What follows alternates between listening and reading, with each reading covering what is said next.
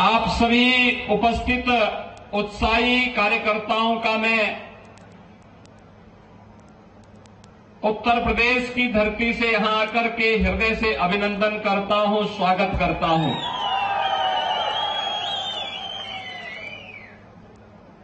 भाइयों बहनों, आज मुझे यहां मांड्या जिले में आकर के आप सबसे संवाद करने का अवसर प्राप्त हुआ है। मैं इसके लिए कर्नाटक इकाई का हृदय से अभिनंदन करता हूं कि भारतीय जनता पार्टी कर्नाटक इकाई ने इस चुनाव में मुझे भी आमंत्रित किया और मैं आपके बीच में आकर के आपका दर्शन कर सकूं, आपसे संवाद कर सकूं और आपसे अपील भी कर सकूं और आपको आमंत्रित भी कर सकूं। उत्तर प्रदेश और कर्नाटक का संबंध आज से नहीं, त्रेता युग से है। मर्यादा पुरुषोत्तम भगवान श्री राम के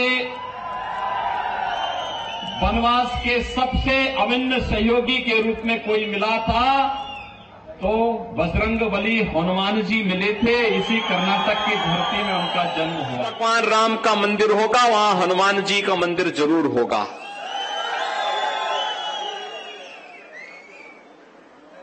और ये संबंधों की व्यवस्था केवल वहीं से नहीं, मैंने यहां पर पहले कहा कि आदि चुनचुनगिरी मठ यहां पर स्थित है। भैरेश्वर स्वामी जी महाराज वहां पर विराजमान हैं। मंजुनाथम ही गोरक्षम, भगवान मंजुनाथ और भैरेश्वर एक साथ यहां पर प्रकट होते हैं। कर्नाटक वही धरती है और उतना ही पुराना संबंध यह उत्तर प्रदेश और कर्नाटक का है।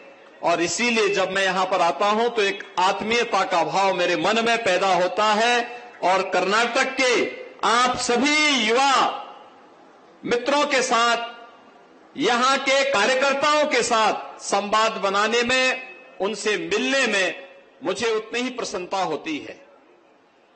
मैं अभिनंदन करूंगा श्री नारायण गौड़ा जी का, जिन्होंने यहां पर मांड्या कुंभ का आयोजन किया था।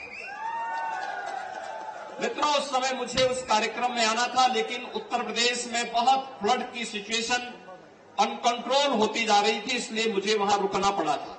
अन्यथा मेरा आने का कार्यक्रम था यहां पर और अद्भुत कार्यक्रम हुआ था। मैंने सुना था, हजारों की संख्या में पूज्य संतजन आए थे, भक्तजन आए थे।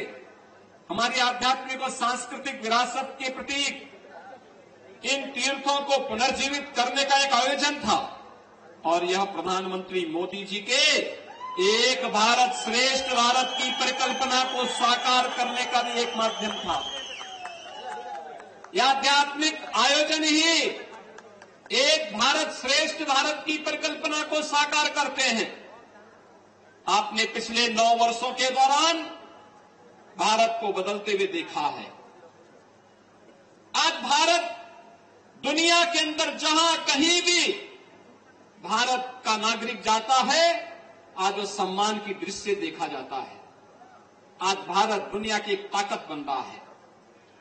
आजादी के अमृत महोत्सव वर्ष में जिस ब्रिटेन ने भारत को 200 वर्षों तक शासन किया था, आपने देखा होगा उस ब्रिटेन को पिछाड़ करके भारत आज दुनिया की 5वीं बड़ी अर्थव्यवस्था बना है, 5वीं बड़ी अर्थव्यवस्था बना है। और यही नहीं, आजादी के अमृत काल के प्रथम वर्ष में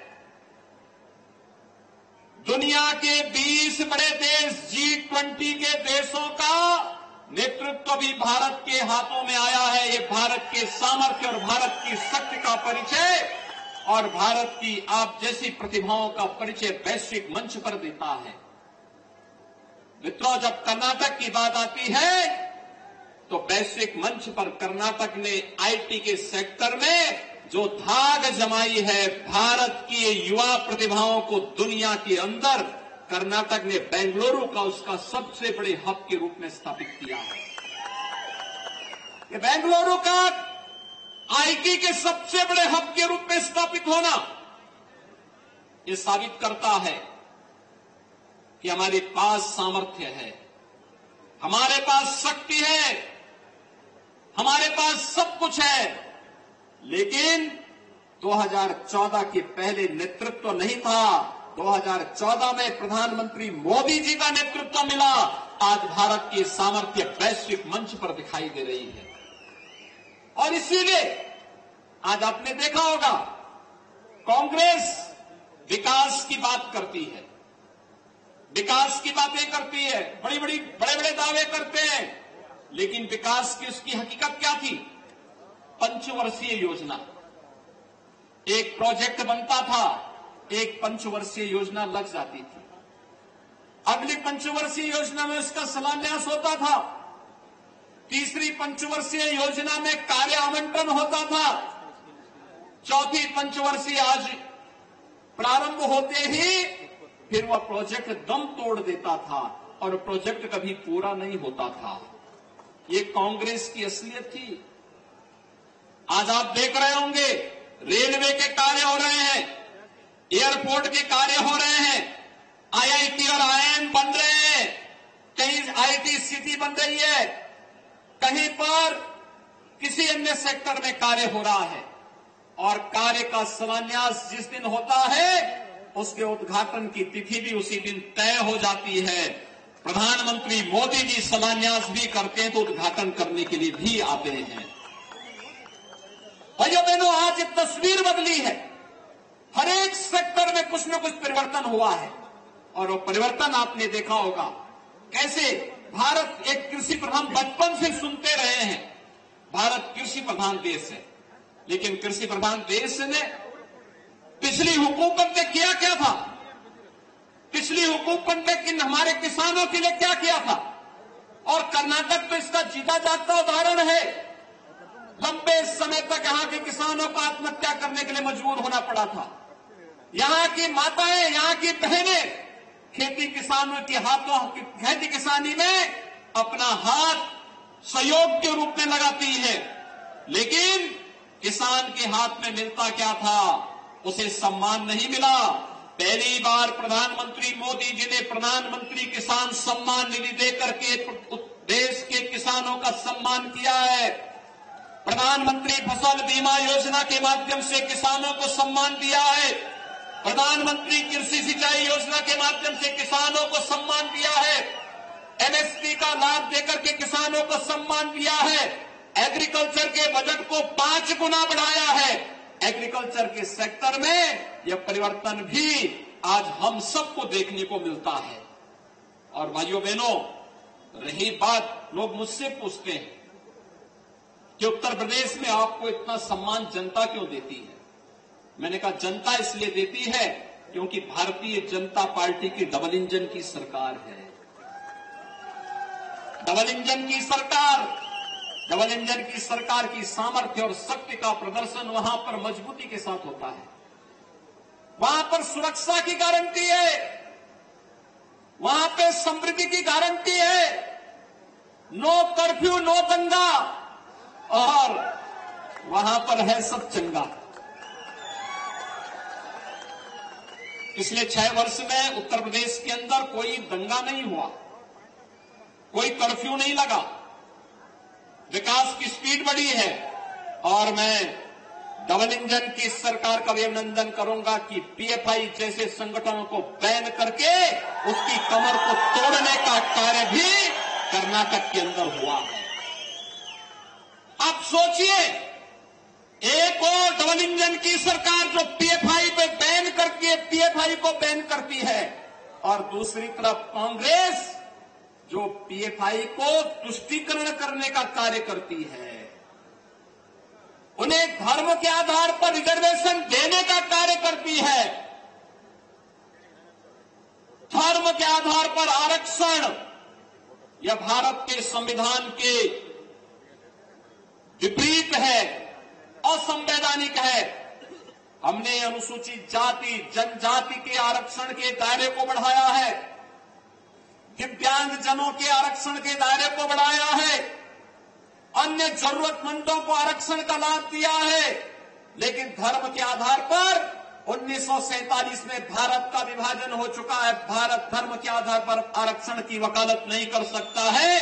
अन्य विभाजन के लिए हम तैयार नहीं है, यह भारतीय जनता पार्टी का मानना है, क्योंकि हम सब मानते हैं एक भारत श्रेष्ठ भारत की परिकल्पना ही भारत को आगे बढ़ाएगी। और भारत की इस परिकल्पना को आगे बढ़ाने के लिए आज हम सब आपके पास आए हैं। मित्रों, डबल इंजन की सरकार की सामर्थ्य ही है आज विकास हर एक स्तर पर देखने को मिलता है। हर एक स्तर पर हमें डेवलपमेंट के कार्य देखने को मिलते हैं।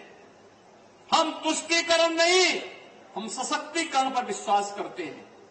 हमने किसान की कनेक्टिविटी और किसान की प्रोडक्टिविटी को भी बढ़ाने का कार्य किया है। आज युवाओं के लिए न केवल कर्नाटक की गवर्नमेंट ने बेहतरीन कार्य किया है, चाहे यहां पर येदियुरप्पा जी रहे हो, चाहे वर्तमान में बोम्मई जी के नेतृत्व में हो रहे कार्य हो। कर्नाटक के अंदर तेजी के साथ राष्ट्रीय शिक्षा नीति, नेशनल एजुकेशन पॉलिसी को मजबूती के साथ उतारने वाले राज्यों में कर्नाटक एक राज्य है जिसने सबसे पहले से लागू करने का कार्य किया है।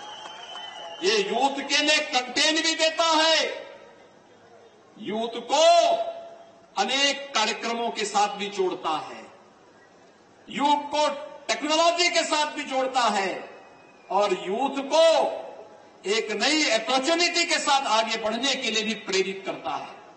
और मैं अभिनंदन करूंगा कर्नाटक गवर्नमेंट का, जिन्होंने समय से नेशनल एजुकेशन पॉलिसी को लागू करके आज कर्नाटक के युवाओं के लिए ढेर सारे अवसर उपलब्ध करवाए हैं।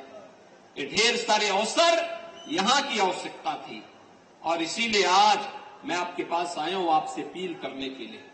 भाइयों बहनों, डबल इंजन की सरकार ही सुरक्षा की गारंटी दे सकती है। ये डबल इंजन की सरकार ही समृद्धि की गारंटी दे सकती है। ये डबल इंजन की सरकार ही हम सबको एक भारत श्रेष्ठ भारत की परिकल्पना के साथ जोड़ करके श्री राम और श्री हनुमान जी की मित्रता के उस बंधन को मजबूती प्रदान कर सकती है। और उसी सामर्थ्य को आगे बढ़ाने के लिए आज मैं अपील करने के लिए आया हूं। एक और प्रधानमंत्री मोदी जी के नेतृत्व में आज भारत एक टीम इंडिया के रूप में कार्य कर रही है। टीम इंडिया के कैप्टन के रूप में प्रधानमंत्री मोदी जी का नेतृत्व मिल रहा है और एक कर्नाटक को चाहिए कि टीम इंडिया में हमारे कितने प्लेयर शामिल हों, यह कर्नाटक की टीम को तय करना है, कर्नाटक की जनता को तय करना है। जितने अधिक प्लेयर होंगे, जितने अधिक सीट भाजपा के पक्ष में जाएगी, टीम इंडिया में उतना ही सशक्त नेतृत्व भी मिलेगा और टीम इंडिया उतनी मजबूती के साथ डबल इंजन की सरकार के रूप में कार्य करेगी।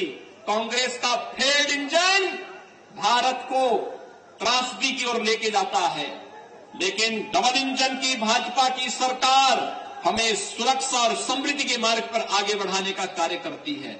और उस प्रधानमंत्री मोदी जी के नेतृत्व में आज भारत जिस सामर्थ्य के साथ आगे बढ़ रहा है, एक टीम इंडिया के रूप में, एक कैप्टन के रूप में प्रधानमंत्री मोदी जी के नेतृत्व पर हर भारतवासी गौरव की अनुभूति करता है।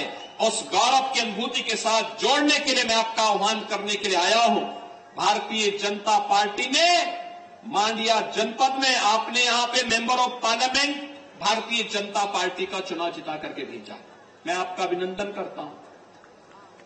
आपने एमएलए के रूप में भी यहां शुरुआत की थी और अब मैं आया हूं, यहां पर इन सभी सीटों पर कमल चुनाव चिन्ह को खिला दीजिए, कमल के सिंबल को एक बार चुनाव जिता करके भेज दीजिए।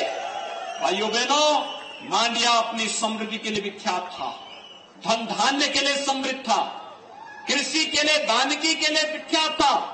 फिर से मांडिया के इस गौरव को पुनर्स्थापित करना है, कर्नाटक के इस गौरव को फिर से स्थापित करना है। कर्नाटक विकास की दूरी के साथ देश को जिस प्रकार से एक स्पीड देता है, उस स्पीड के साथ हम सब जुड़ करके कार्य करेंगे। और अंत में मैं आप सबसे अपील करने के लिए आया हूं, आप यहां पर डबल इंजन की सरकार फिर से लाने में मदद करिए।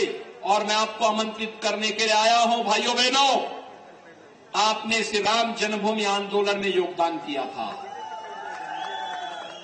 अयोध्या में प्रभु श्री राम का भव्य मंदिर का निर्माण हो रहा है।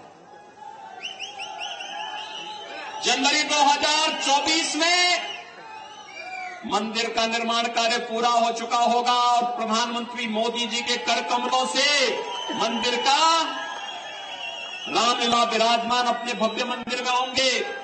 500 वर्षों में पहली बार होगा जब प्रभु राम अपने स्वयं के मंदिर में विराजमान होंगे। भाइयों बहनों, हर भारतवासी के लिए ये गौरव की बात होगी। और मैं आप सभी बजरंगबली के अनुयायियों को आमंत्रित करने के लिए आया हूं। प्रभु राम के मंदिर में रामलला के विराजमान होने के शुभ अवसर पर मैं आपके स्वागत की उत्सुकता से वहां तैयारी कर रहा हूं। मुझे प्रसन्नता होगी आप उस समय डबल इंजन की सरकार के साथ मिलकर के कार्य करेंगे। कर्नाटक सरकार ने, बोमई जी ने कहा था कि कर्नाटक के लोगों के लिए एक अच्छा गेस्ट हाउस बनाना है, हमें स्टेट गेस्ट हाउस बनाना है। अयोध्या में हमने जमीन आवंटित कर दी है। कर्नाटक गवर्नमेंट को जमीन आवंटित कर दी है। अब आपको कहीं जाने की आवश्यकता नहीं, मैं तो वहां स्वागत के लिए हूं ही, लेकिन साथ साथ कर्नाटक गवर्नमेंट का भी वहां एक स्टेट गेस्ट हाउस होगा अयोध्या में। और इस दृष्टि से मैं आपको आमंत्रित करने के लिए आया हूं कि भाइयों बहनों, अयोध्या में प्रभु श्री राम के भव्य मंदिर निर्माण कार्य पूरा होने के बाद जब रामलला अपने मंदिर में विराजमान होंगे, उस अवसर पर कर्नाटक की ओर से आप सबकी उपस्थिति हो, इसके लिए आप कर्नाटक के सभी भाइयों बहनों को आमंत्रण देने के लिए आज मैं इस अवसर पर विशेष रूप से यहां पर आया हूं। एक बार फिर से भारतीय जनता पार्टी को भारी बहुमत से विजयी बनाने की अपील करने के लिए मैं आपके पास आया हूं। भारतीय जनता पार्टी को विजयी बनाएंगे। आप सभी लोग सहमत हैं? भाइयों बहनों, आप सभी लोग भारतीय जनता पार्टी के इस अभियान में भारतीय जनता पार्टी को समर्थन देंगे। इलिना अभ्यर्थी ಅವರನ್ನು ನೀವೆಲ್ಲ ಈ ಬಾರಿ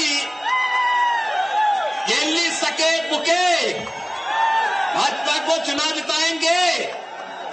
आप सब मेरे साथ बोलेंगे, जय भारता जन्निया तानु जाते, जय हे कर्नाटका माते,